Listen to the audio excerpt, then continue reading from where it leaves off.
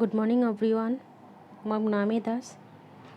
আমি আমাৰ আগৰ যোনটো ছেশ্যন আছিল সেই ছেশ্যনত মনোবিজ্ঞানৰ অৰ্থ অথবা মনোবিজ্ঞানৰ বুৎপত্তিগত অৰ্থ সম্পৰ্কে আলোচনা কৰিছিলোঁ। মই আশা কৰোঁ যে তোমালোকে সেই বুৎপত্তিগত অৰ্থটো বুজি পাইছা বুলি। আজি আমি মনোবিজ্ঞানৰ পৰিসৰ সম্পৰ্কে আলোচনা কৰিম। এই ছেশ্যনটো যোনে প্ৰথমবাৰৰ বাবে জইন কৰিছে প্লিজ ছাবস্ক্ৰাইব কৰি দিব আৰু লাইক আৰু শ্বেয়াৰ কৰি দিব, যাতে ভৱিষ্যতে অহা ভিডিঅ'বোৰৰ লিংক পাব পৰা বা আপডেট পাব পৰা। সেইকাৰণে আমি জানো যে মনোবিজ্ঞানক আচৰণৰ বিজ্ঞান বুলি কোৱা হয়, যি আমাৰ মানসিক প্ৰতিক্ৰিয়া, অভিজ্ঞতা আৰু আচৰণ সম্পৰ্কে অধ্যয়ন কৰে।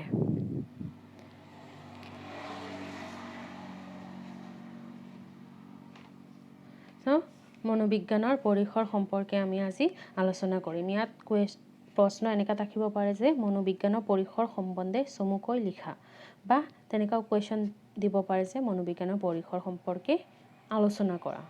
ইয়াত 3 মাৰ্ক বা 4 মাৰ্কৰ বাবে কুৱেশ্যন থাকে।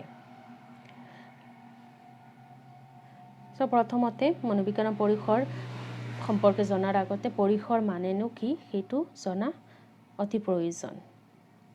পৰিসৰ মানে হ'ল যি বিষয়বস্তু এটা ছাবজেক্ট মেটাৰ বা এটা বিষয়বস্তুৰ আণ্ডাৰত আহে, মানে ভিতৰত আহে, তাকে পৰিসৰ বুলি কোৱা হয়। বা আমি ক'ব পাৰোঁ যে অধ্যয়নৰ এক বিষয় হিচাপে বা তাৰ পৰিধি বুলি ক'ব পাৰোঁ। যে ফৰ এক্সাম্পল দিব পাৰোঁ যে ক্লাছৰুমৰ ভিতৰত যিখিনি বস্তু আছে, যেনে blackboard, desk, bench, student, teacher, এই সকলোবোৰ কি হ'ব? এই ক্লাছৰুমৰ পৰিসৰ হ'ব।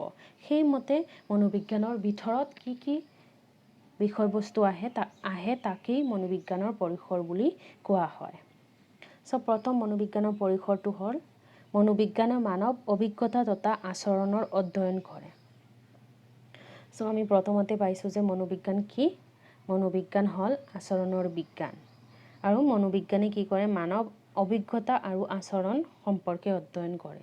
যে মানুহে কেনেকৈ ভৱিষ্যতৰ পৰা অভিজ্ঞতা লাভ কৰিছে, বা তেওঁলোকৰ সেই অভিজ্ঞতা লাভ কৰাৰ পিছত তেওঁলোকৰ যোনটো আচাৰ ব্যৱহাৰ আছে, সেই আচাৰ ব্যৱহাৰত কিবা পৰিৱৰ্তন আহিছে নে নাই, বা তেওঁলোকৰ আমি ক'ব পাৰোঁ যে অভিজ্ঞতা যদি ক'ব বিচাৰোঁ তেনেহ'লে আমি ক'ব পাৰোঁ যে তেওঁলোকৰ সংবোধন লাভ, মনোযোগ বা মনৰ ইচ্ছা, অনুভূতি, কল্পনা আদিৰ বিষয়ে মনোবিজ্ঞানে অধ্যয়ন কৰে।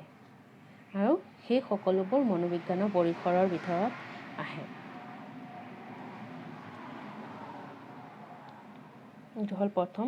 দ্বিতীয়টো হ'ল মনোবিজ্ঞানে মানৱ অভিজ্ঞতাৰ ওপৰত গুৰুত্ব দিয়ে।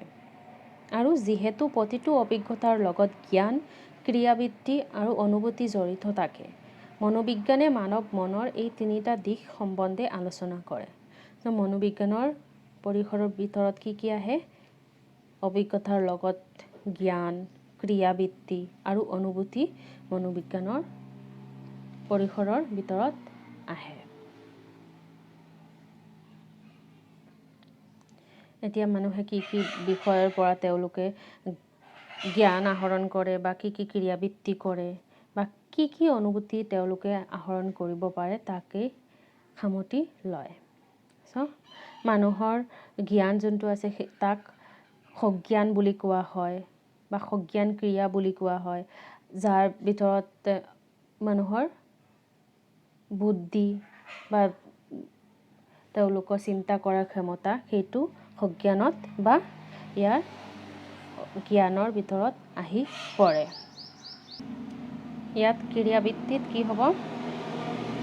এই ক্ৰিয়াবৃত্তিৰ বিষয়ৰ ভিতৰত মানুহে কি কি কাম কৰি আছে বা কেনেকৈ কৰি আছে, তেওঁলোকৰ বল বা তেওঁলোকৰ সেই কাম সম্পৰ্কে বা কাম কৰা বিষয়বস্তু সম্পৰ্কে ইয়াত আহি পৰে। আৰু তৃতীয়টো হ'ল অনুভূতি। অনুভূতি কি বুলি কোৱা হয়? আবেগ অনুভূতি সেই আবেগ অনুভূতিৰ ভিতৰত কি আহে মানুহৰ যোনবোৰ আবেগিক দিশ বা আবৃত্তি সেইবোৰ আহি পৰে আৰু এই তিনিটা দিশ কি কৰে মনোবিজ্ঞানৰ পৰিসৰৰ ভিতৰত আহে আৰু আমি ক'ব পাৰোঁ যে মনোবিজ্ঞানে মানুহৰ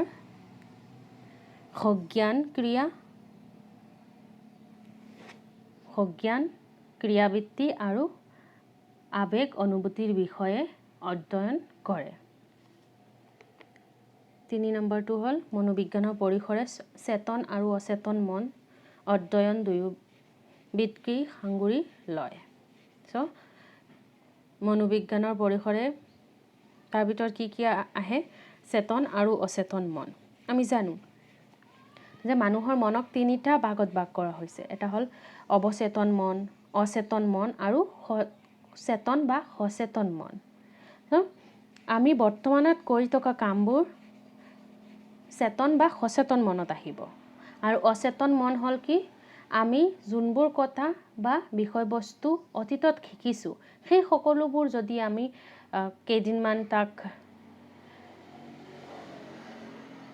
প্ৰেক্টিছ নকৰোঁ তেতিয়া কি হ'ব সেই সকলোবোৰ বস্তু আমাৰ অচেতন মনত গুচি যাব যেতিয়া ভৱিষ্যতত আমি আকৌ সেই বস্তুবোৰ প্ৰেক্টিছ কৰিম বা আমি সেই বস্তুবোৰ চাম তেতিয়া কি হ'ব সেই বস্তুবোৰ আমাৰ অচেতন মনৰ পৰা সচেতন মনলৈ আহিব চ' মনোবিজ্ঞানে কোন দুবিধ মনৰ অধ্যয়ন কৰে সচেতন আৰু অচেতন মনৰ বিষয়ে অধ্যয়ন কৰে 4 নম্বৰ পইণ্টটো হ'ল মনোবিজ্ঞানে ব্যক্তিৰ বৃদ্ধি আৰু বিকাশ সম্পৰ্কে অধ্যয়ন কৰে চ' এজন মানুহ কেনেদৰে বা এটা শিশুক সৰুৰে পৰা কেনেকৈ ডাঙৰ দীঘল হ'ল বা তেওঁৰ মানসিকভাৱে কিমানখিনি উন্নত হ'ল বা মানসিক বৌদ্ধিক দিশত বা সামাজিক দিশত কেনেকৈ তেওঁলোক বিকাশ বা উন্নতি সাধন কৰিলে সেই সকলোবোৰ মনোবিজ্ঞানৰ অধ্যয়নৰ ভিতৰত আহে চ' এই 4টা হ'ল মনোবিজ্ঞানৰ পৰিসৰ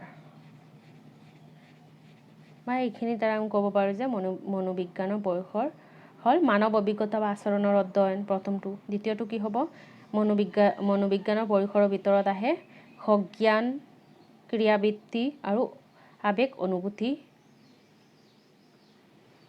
অধ্যয়ন কৰে তৃতীয়টো কি হ'ব মনোবিজ্ঞানৰ পৰিসৰে চেতন আৰু অচেতন মন দুয়োটাৰে কি কৰে অধ্যয়ন কৰে 4 নম্বৰ কি হ'ব মনোবিজ্ঞানে ব্যক্তিৰ বৃদ্ধি আৰু বিকাশ সম্পৰ্কে অধ্যয়ন কৰে হ'ল তোমালোকৰ এই প্ৰশ্ন সম্পৰ্কে যদি কিবা অসুবিধা থাকে তেনেহ'লে মোক মেছেজ কৰি দিবা থ্যাংক ইউ এভৰিৱান